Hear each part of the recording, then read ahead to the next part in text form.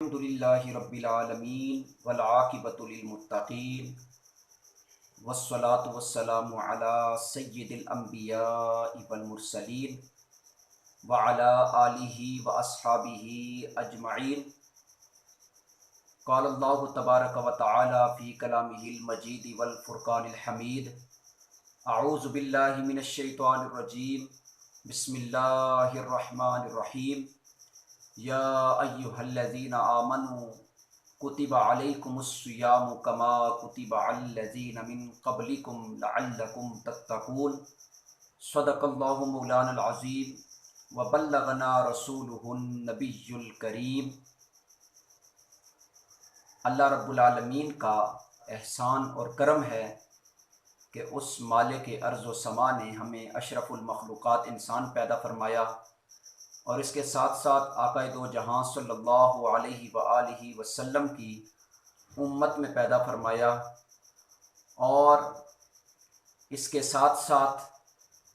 نبی کریم علیہ الصلاۃ والسلام کے تصدق و توسل سے ہمیں ماہ رمضان جیسا عظیم مہینہ عطا فرمایا۔ پوری دنیا کے مسلمان ماہ رمضان میں روزوں کا اہتمام کرتے ہیں، اور روزے کی عظمت اور فضیلت جو ہے وہ قرآن کریم اور احادیث مبارکہ کے اندر مذکور ہے۔ بالخصوص صحیح مسلم کی ایک حدیث جو حضرت ابو ہریرہ رضی اللہ تعالی عنہ اور حضرت ابو سعید خدری رضی اللہ تعالی عنہ سے مروی ہے کہ رسول کریم صلی اللہ تعالی علیہ وآلہ وسلم نے فرمایا، اللہ تعالی فرماتا ہے روزہ میرے لیے ہے اور اس کی جزا میں خود دوں گا۔ یہ جو حدیث قدسی ہے اس کی علماء کرام نے متعدد وجوہات بیان فرمائی ہیں کہ جو اللہ تعالیٰ نے فرمایا روزہ میرے لیے ہے اور میں خود اس کی جزا دوں گا، تو اس سے کیا مراد ہے۔ اس حوالے سے علماء کرام اس کی ایک وجہ یہ بیان کرتے ہیں کہ روزہ ایک ایسا عمل ہے کہ جس میں ریاکاری نہیں ہو سکتی۔ باقی جتنی بھی عبادات ہیں جیسے نماز ہے، حج ہے، زکوٰۃ ہے، تو جب انسان نماز ادا کرتا ہے یا حج کے افعال ادا کرتا ہے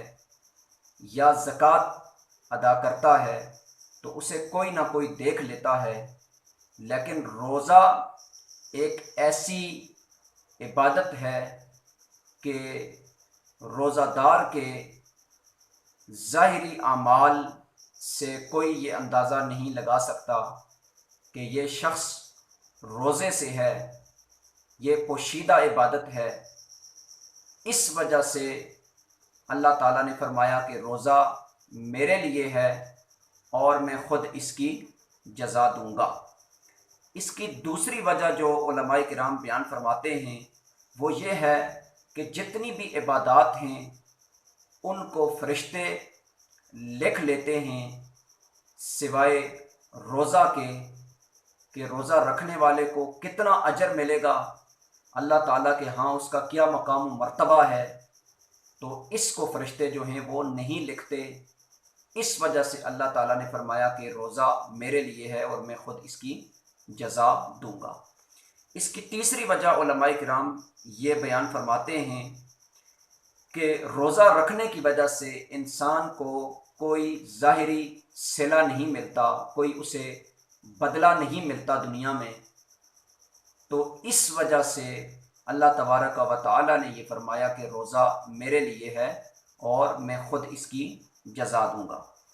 اس کی چوتھی وجہ علماء کرام یہ بیان فرماتے ہیں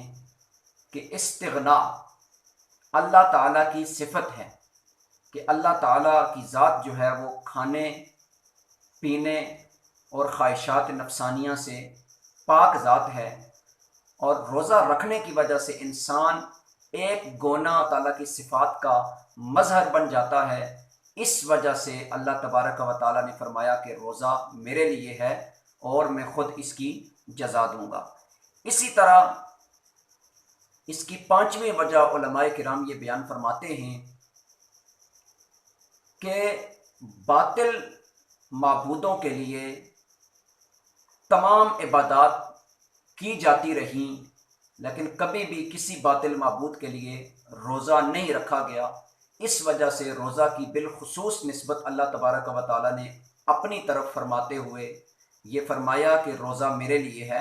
اور میں خود اس کی جزا دوں گا۔ اسی طرح اس کی چھٹی وجہ جو ہے وہ علماء کرام یہ بیان فرماتے ہیں کہ روزے کا ثواب اللہ تبارک و تعالیٰ خود عطا فرمائے گا، اس لیے فرمایا کہ روزہ میرے لیے ہے اور میں خود اس کی جزا دوں گا۔ اس کی ساتویں وجہ علماء کرام یہ بیان فرماتے ہیں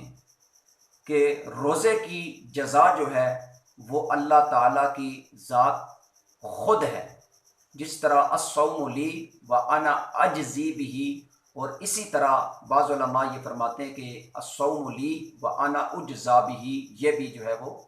پڑھا جا سکتا ہے۔ تو جب اجزا بہ پڑھا جائے گا تو اس کا معنی یہ بنے گا کہ روزے کی جزا اللہ تعالیٰ کی ذات خود ہے، اور وہ یوں کہ اللہ تبارک و تعالیٰ روزہ دار کو اپنا دیدار کروائے گا، اس وجہ سے فرمایا کہ روزہ میرے لیے ہے اور اس کی جزا میں خود دوں گا۔ اسی طرح اس کی ایک وجہ یہ بیان کی جاتی ہے کہ روزہ باقی عبادات میں سے محبوب ترین عبادت ہے، اور بہت ساری عبادات میں اس کی مثل جو ہے وہ نظر نہیں آتی، جیسا کہ سنن النسائی کی یہ روایت ہے، علیک بالصوم فإنہ لا مثل لہ، روزہ کو لازم پکڑو کیونکہ روزہ کی مثل کوئی عبادت نہیں ہے۔ اور روزہ رکھنے کی وجہ سے انسان جو ہے وہ بہیمیت کی جو صفت ہے اس سے پاک ہو جاتا ہے، اور انسان کی جو روحانی پاور ہے، روحانی جو طاقت ہے، اس میں اضافہ ہوتا ہے۔ اس وجہ سے اللہ تعالیٰ نے فرمایا کہ روزہ میرے لیے ہے اور اس کی جزا میں خود دوں گا۔ اسی طرح روزہ کا شرف اور روزہ کا مرتبہ ظاہر کرنے کے لیے اللہ تعالیٰ نے فرمایا کہ روزہ میرے لیے ہے اور میں خود اس کی جزا دوں گا۔ جس طرح کے خانہ کعبہ، اس کی اضافت اللہ تبارک و تعالیٰ نے اپنی طرف کرتے ہوئے اس کو یہ مقام عطا فرمایا ہے کہ اس کو بیت اللہ کہا جاتا ہے، اللہ کا گھر کہا جاتا ہے، اس کے شرف اور مقام کو ظاہر کرنے کے لیے۔ اسی طرح حضرت صالح علیہ السلام کے معجزہ کے طور پر جو پہاڑ سے اونٹنی نکالی گئی، تو اس کی نسبت بھی اللہ تبارک و تعالیٰ نے اپنی طرف کرتے ہوئے فرمایا ناقۃ اللہ، کہ یہ اللہ کی اونٹنی ہے۔ یہ اس وجہ سے فرمایا کہ اس کا مقام اور مرتبہ ظاہر کرنے کے لیے۔ تو اسی طرح روزہ کی اہمیت، اس کے مقام اور اس کے مرتبہ کو بھی ظاہر کرنے کے لیے اللہ تعالیٰ نے فرمایا کہ روزہ میرے لیے ہے اور میں خود اس کی جزا دوں گا۔ اسی طرح علماء کرام اس کی ایک وجہ یہ بھی بیان کرتے ہیں کہ جس بندے نے کسی دوسرے کے ساتھ ظلم یا زیادتی کی ہوگی، یا کسی کی غیبت کی ہوگی، یا کسی کو برا بلا کہا ہوگا، تو قیامت والے دن اس کے اعمال میں سے جس کے ساتھ ظلم یا زیادتی ہوگی اس کو اس کی نیکیاں عطا فرمائی جائیں گی، سوائے روزہ کے۔ روزہ کا ایک ایسا عمل ہے کہ جس کو کسی کے حقوق کے بدلے اس کو نہیں دیا جائے گا، تو اس وجہ سے اللہ تبارک و تعالیٰ نے فرمایا کہ روزہ میرے لیے ہے اور میں خود اس کی جزا عطا فرماؤں گا۔ اسی طرح ہر عمل جو ہے اس کے بدلے جنت ہے، لیکن روزہ چونکہ صبر کی تعلیم دیتا ہے، اور صبر کرنے والوں کے بارے میں اللہ نے فرمایا ان اللہ مع الصابرین، بے شک اللہ صبر کرنے والوں کے ساتھ ہے۔ تو اس لحاظ سے بھی روزہ کے بارے میں اللہ نے فرمایا کہ روزہ میرے